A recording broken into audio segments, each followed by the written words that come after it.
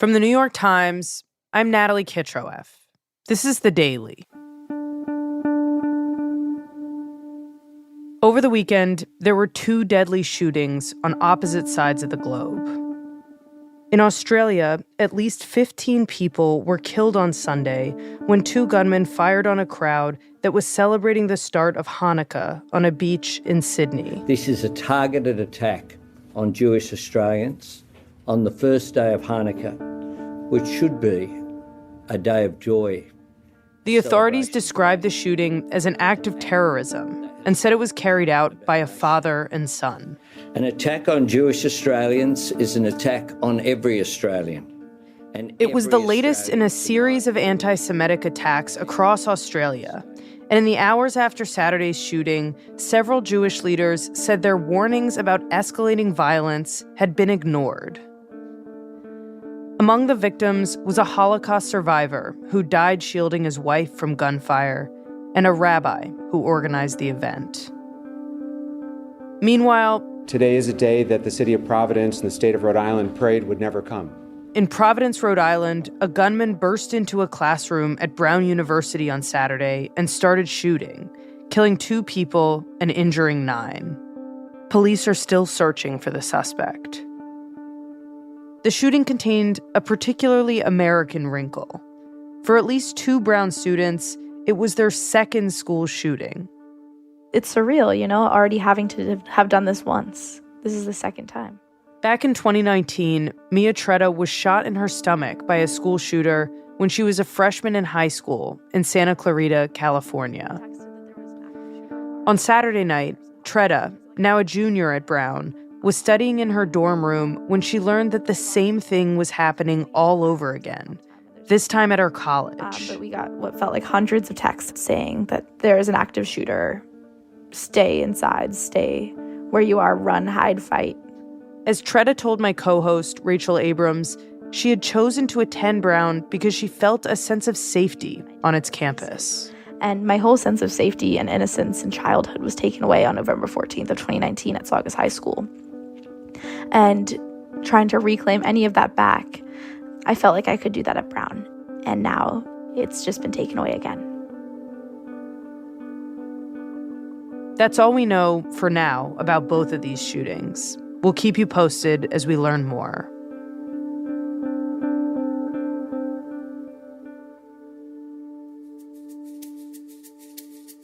Today,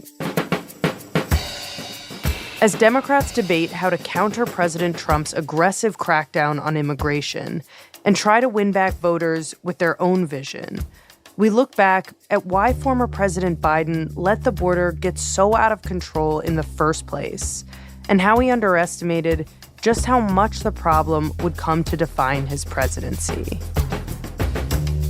My colleague, Chris Flavelle, takes us into his investigation of how Biden fumbled the issue of immigration and what his party can learn from his missteps. It's Monday, December 15th.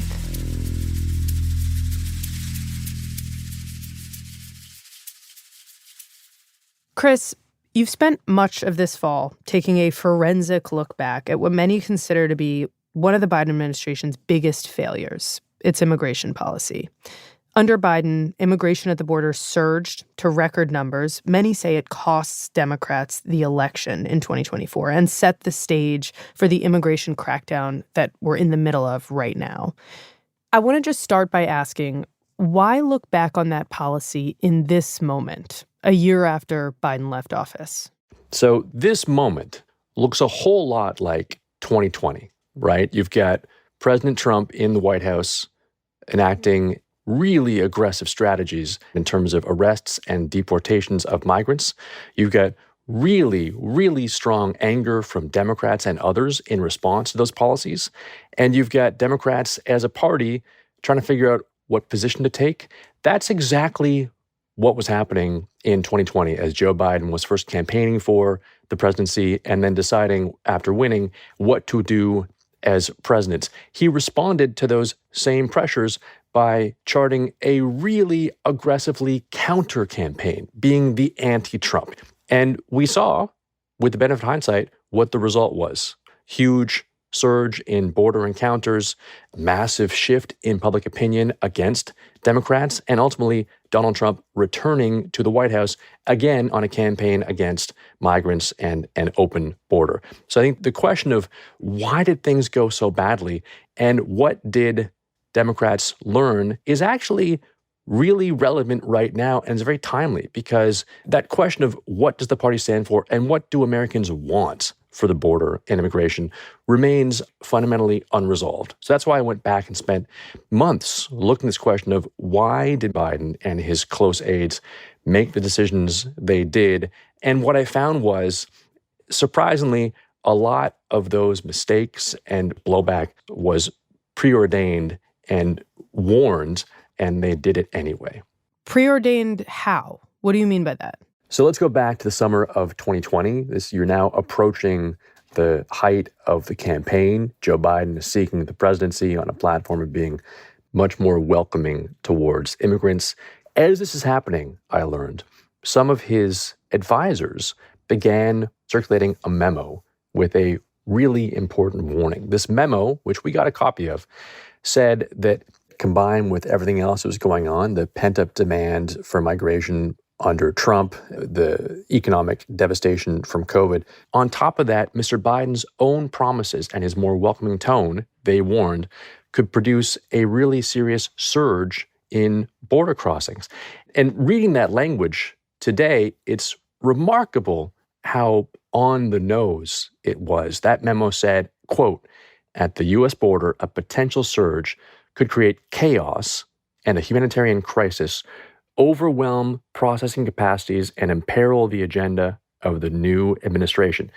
These warnings did not go over well with Biden's campaign team, but these advisors kept on raising this through the ranks of the organization until finally, after Biden had won election, he got a briefing from the people who worked on this memo. And I'm told during that briefing that the president-elect and Kamala Harris, the vice president-elect, seemed to grasp that this was a problem, but they wound up ignoring those recommendations to change course.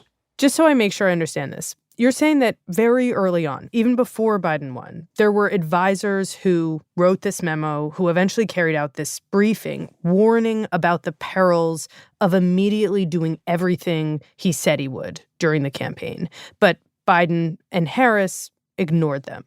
Explain why. Yeah, look, the why is epic, right? The first part of the why is politics. It's worth remembering what the mood was in 2020. This was the height of Black Lives Matter. This was a moment in American history when there's a real belief, especially among Democrats, that there was a racial reckoning underway. And it seems as though the political calculus was they couldn't turn their back on that. They couldn't, in that atmosphere, decide they would get a little more aggressive on border enforcement. That's the external why. The internal why, the staffing choices in the Biden administration early on reflected this idea that it was both politically sound and morally necessary to focus on how to help asylum seekers and not to focus as much on enforcing the border. So that's the pressure he's facing. But what does Biden himself think of this issue? One of the really strong through lines from almost all of my interviews with more than 30 people who worked in the administration on border and immigration issues is that none of them felt like they really understood what Biden's own views were. In fact, they weren't sure he held strong, clear views and positions on immigration and the border. There were a few things he clearly cared about. One was he didn't want to see kids held in these difficult conditions at border patrol stations. He didn't want to be seen as doing anything like what Trump had done in terms of forcing migrants to remain in Mexico while they were waiting for their claims to be heard. But beyond that, one of the strongest criticisms I heard was that Biden, as president, did not set sort of broad strategic goals. There was a sense that he just didn't like talking about this issue. One person told me that Biden's body language changed. You could tell he was uncomfortable when he was talking about migration. Fascinating. Like, he was physically uncomfortable talking about it. But it sounds like to the extent that he was thinking about the issue, he does have sympathy with the side that believes there's a moral imperative to reversing the signature pieces of Trump's immigration crackdown. And we know that once in office, that's exactly what Biden does. So describe that. Describe what happened. Yeah, Joe Biden, the first day he was in the White House, made good on what he had promised to do during the campaign. He reversed almost all of Trump's signature policies. He said he would stop building the wall. He dramatically reduced the scope of arrests inside the country for migrants. He ended or tried to end what they call the Remain in Mexico policy, forcing migrants to wait while their cases were heard. He stopped sending kids back over the border under the public health rules for COVID. And he announced that he would put a halt on deportations for 100 days. Right. And what followed from signaling a more welcoming stance toward migrants was, in fact, a huge surge at the border. Yeah, it was a disaster almost immediately.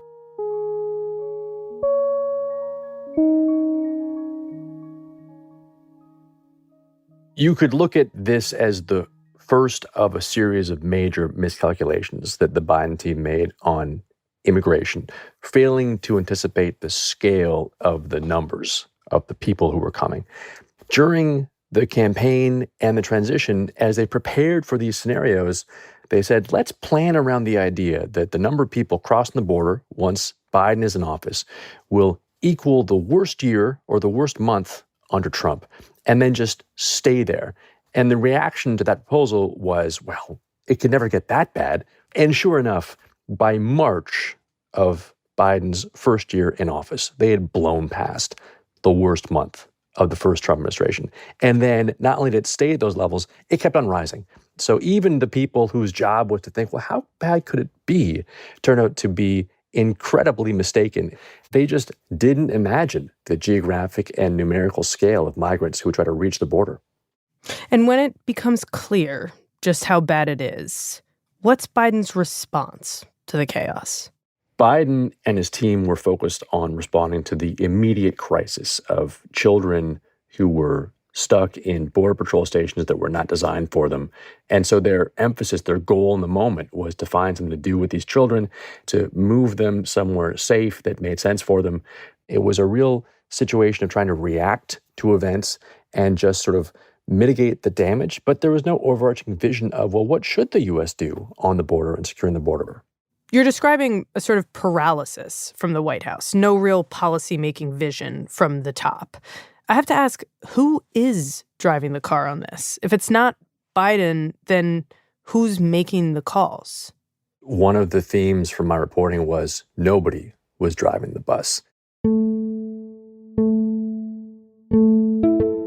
Over and over again, people who worked in this told me that part of the reason for the policymaking paralysis was there was, during the early period, no single person who was specifically assigned responsibility to figure out and implement policy on the border and immigration. In the absence of that, you had different factions that had different views. You had people inside the White House who came from the world of immigration advocacy, generally more favorable to migrants and asylum seekers.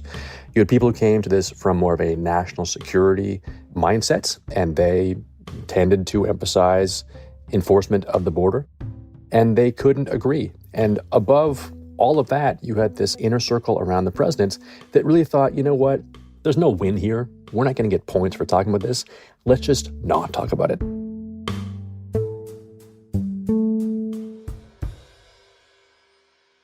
I remember I was covering these issues at the time from Mexico City, and it was stark how the White House didn't want to speak to this, as you say, but everyone else, regular people, were talking about it. I mean, they were concerned about what was going on. Yeah. And look, to the degree that there was a logic here, I'm told that the logic was, if we just don't talk about it, maybe it'll resolve on its own. And the first time I heard that from someone who'd been involved in these conversations, I thought that's clearly crazy. But there was some rationale behind it because that had happened in the past. Border surges in 2014 when Biden was vice president in the Obama administration, surges under the first Trump administration. The border numbers had eventually subsided and public attention had moved on, and they hoped the same would happen again, but they were wrong.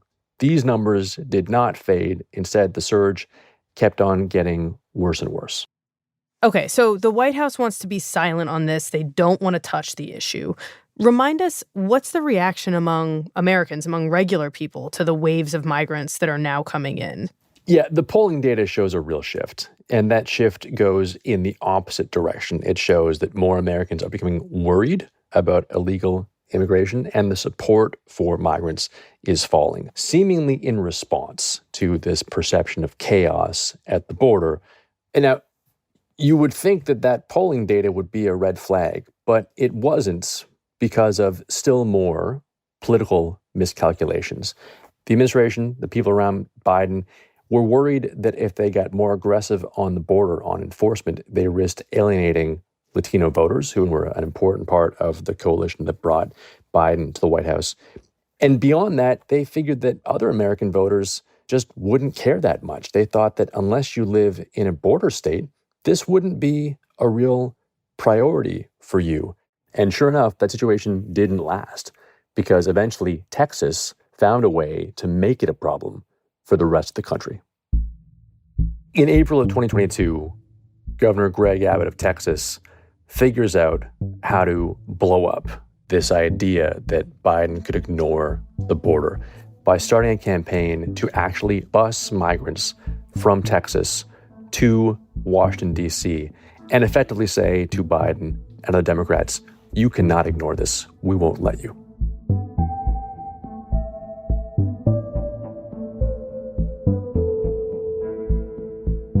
We'll be right back.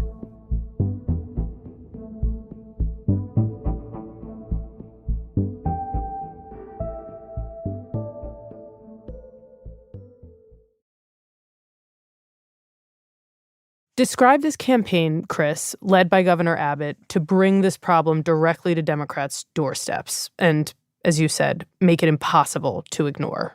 Remind us how that all played out. The campaign started with one bus. In April of 2022, there was a bus that arrived from Texas to Washington, D.C. It pulled up near the U.S. Capitol, and we know from data we got from a public records request that that bus was carrying 12 Venezuelans, 4 Colombians, 4 Cubans, and 4 Nicaraguans. And it was the start of what became tens of thousands of migrants from Texas moved by bus over months and years to New York and Washington, Philadelphia, Chicago, Los Angeles, eventually Denver. And the result was really remarkable. You had all of a sudden mayors and governors in democratically held areas saying, whoa, this is a problem for us. This is a problem financially. We've got to pay to find hotel rooms and shelters for these people. We've got a political problem. Our voters don't like seeing this surge of people on the streets. Publicly, the Biden White House is saying, come on, this is a stunt. You're using migrants as props. This is despicable. That was the public response. But internally, this campaign by Abbott was described to me as a turning point where people who worked for the administration began to think, you know what, we actually have lost this debate. This is the moment at which people are going to turn on us. And it pushed the White House to at least say, okay, well, we can't do nothing. What are we going to do?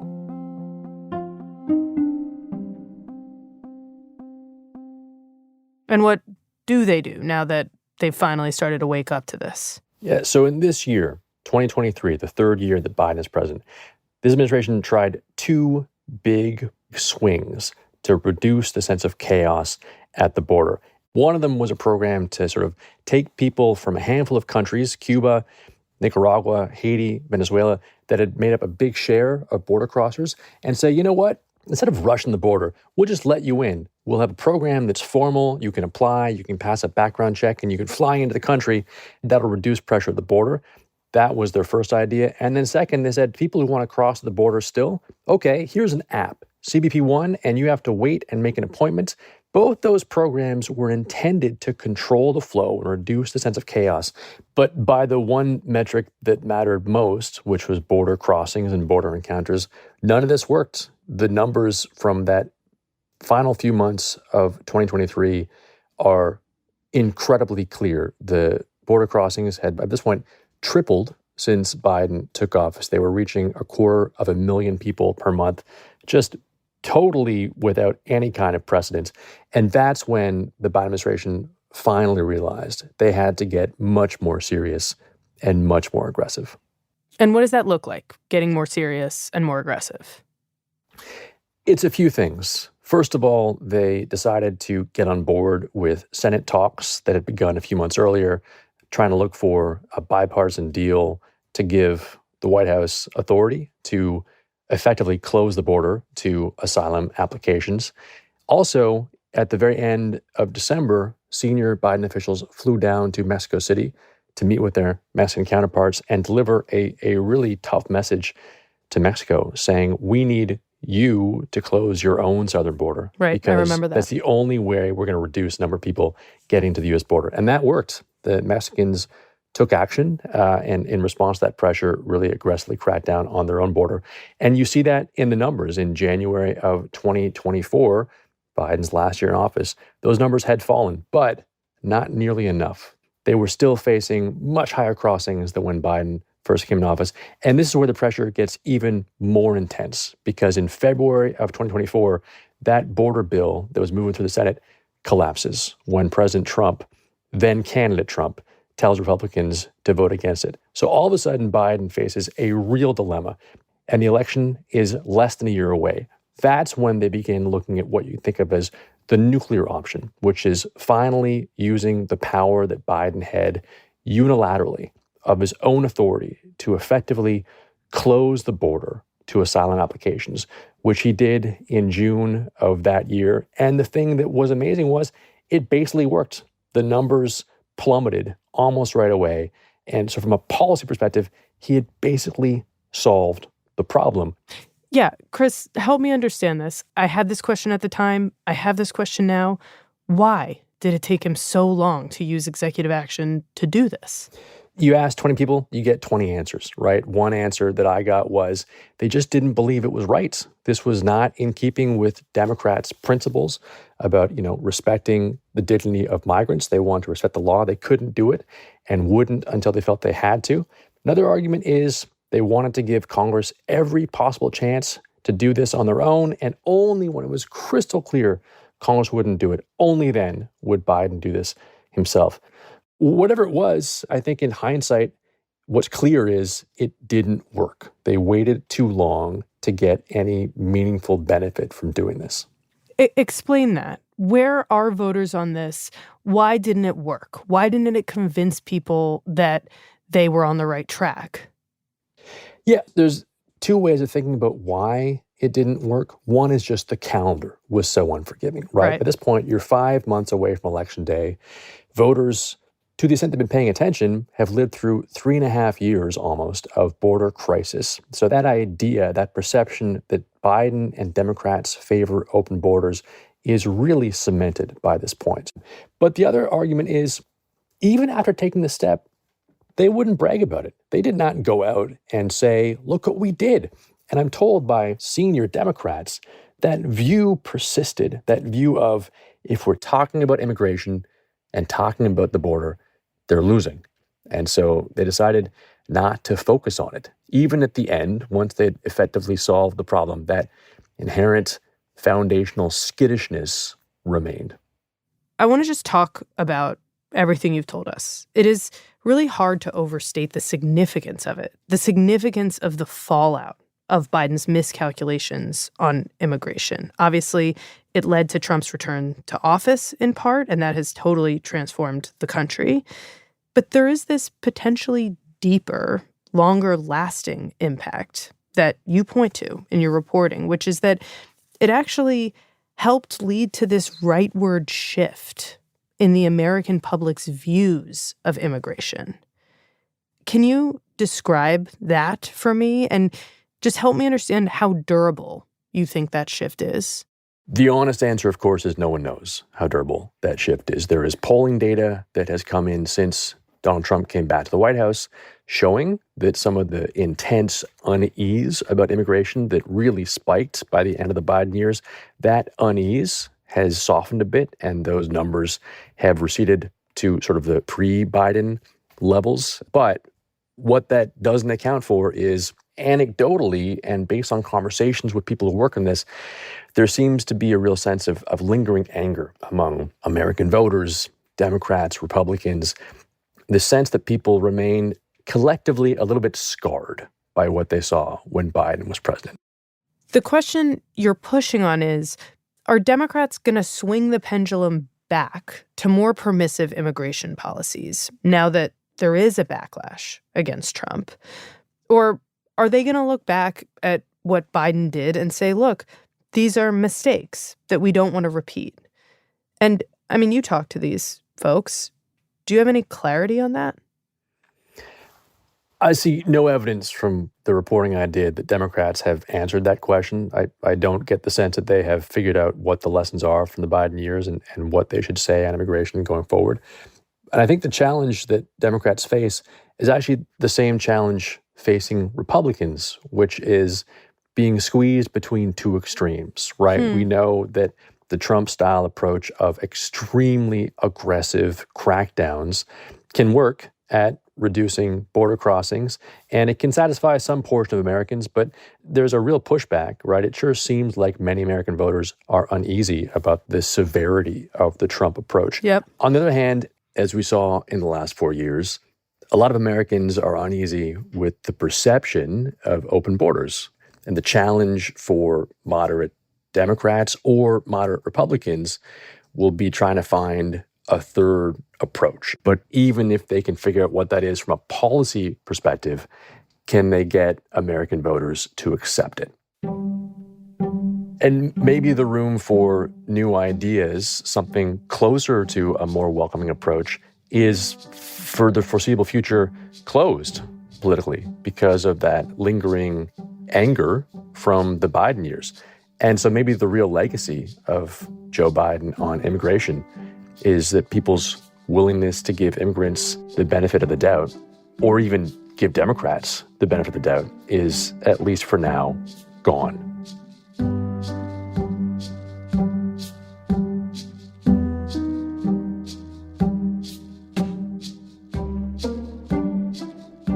Well, Chris, thank you. Thank you.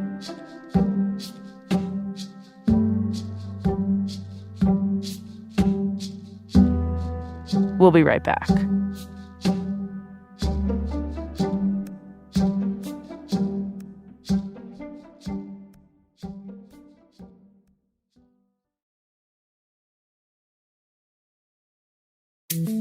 Here's what else you need to know today.